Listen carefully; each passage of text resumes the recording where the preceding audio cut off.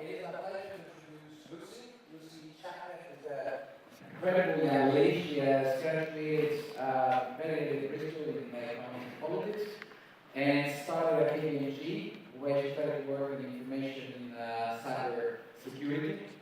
But she believes that we should all make space in our lives every now and again to benefit a greater cause than ourselves.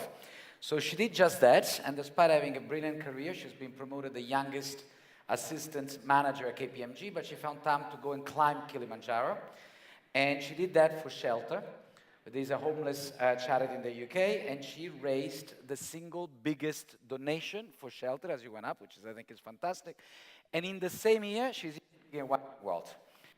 Now, not enough of that, she's actually passionate about what she does, a job, and she's passionate about digital security, about internet and information security, because she believes that her generation and older, which I'm not sure makes out of all of us counselors, so her generation and older are not native enough to be confident with that. And so there is a lot of education that needs to be done. Lucy.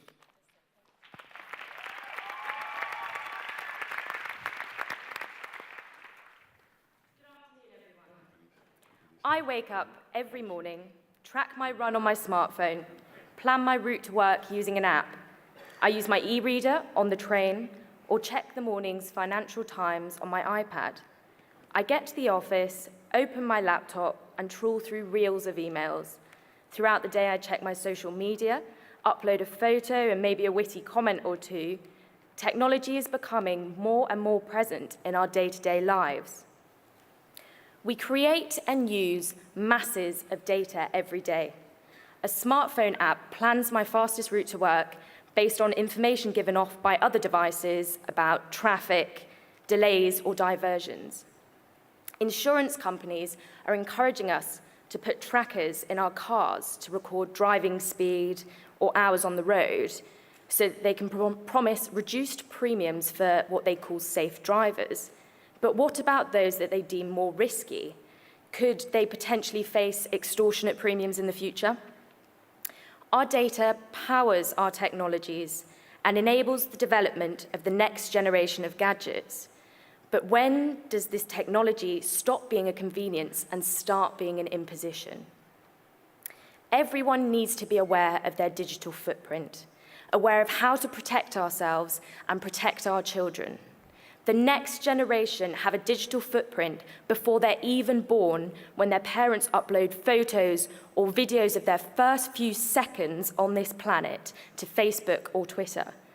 Did you know that Facebook owns the photos that you post? Consider the recent iCloud hacking scandal. Did any of those celebrities question the security of their photos? Are your photos equally as vulnerable? And how would you tell? Or the Heartbleed bug back in April. Millions of web users, 500,000 servers, and a huge number of sites were compromised.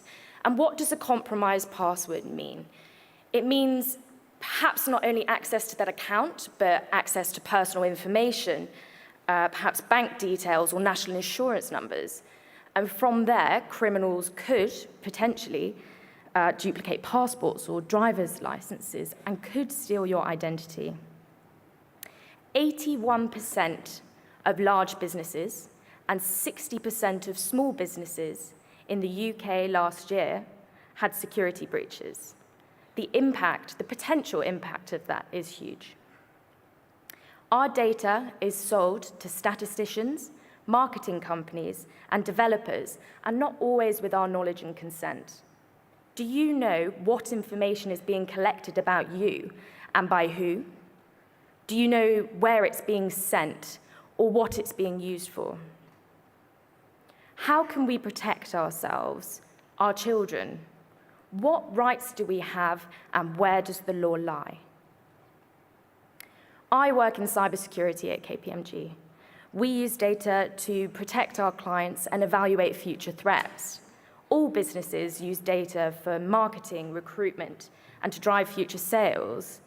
As business people, what responsibilities do we have to our clients and our customers? KPMG take a positive view of cybersecurity. It's not about restrictions and clamping down, but it's about enablement, and that's something that I'm really passionate about. We can empower ourselves through education. We can remove any fear, uncertainty, and doubt. We can use technology to its full potential under our full control. As individuals, at home and at work, we need to educate, question, and care. I've only been in the tech industry for 2 years, so I'm still learning too, but I visit schools, universities, colleges to talk to them about privacy and security. It's thinking about things like changing your password and only opening familiar emails and thinking about where you enter your bank details.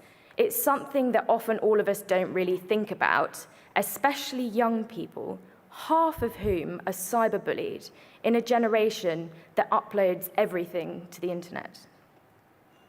I want to see the world educated, for all of us to know how we can defend ourselves. There are 1,300 of us here today. If you run a business, an NGO, or a political group, raise your hand. If you're a leader of the future, raise your hand. Look around. Let's protect ourselves, our customers, our children. We are the leaders of the future. We have to take responsibility. Thank you.